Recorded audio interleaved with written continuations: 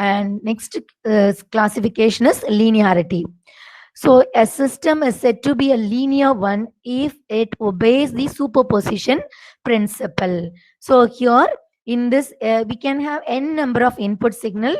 For our better understanding, I am taking only two input signal, x1 of n and x2 of n. And here this a1 and a2 are the weights given to the corresponding signals.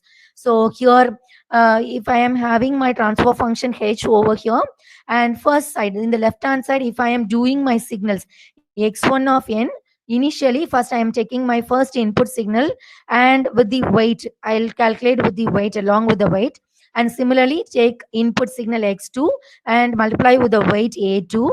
And then after doing this process, then you have to sum these two, add these two signal, then you have to supply this summation signal to a system which is having a transfer function h, right? So you will get one output that you keep it on the left hand side of your equation.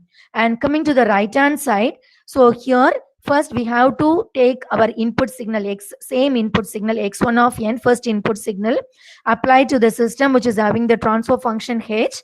Then we are getting one output, the intermediate output here, first intermediate output.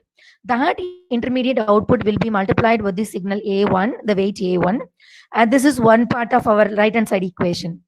And coming to the second part, take your input signal x2 and supply that signal to your system having transfer function h.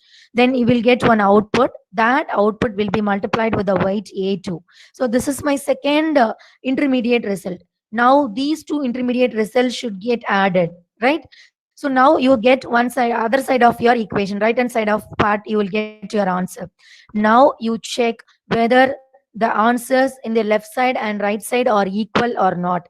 If it is equal, then we can say the system is a linear one. Otherwise, the system is a non-linear one, right? So this is the thing. So a system which obeys the superposition principle is a linear system. Otherwise, we can categorize that particular system as a non-linear one.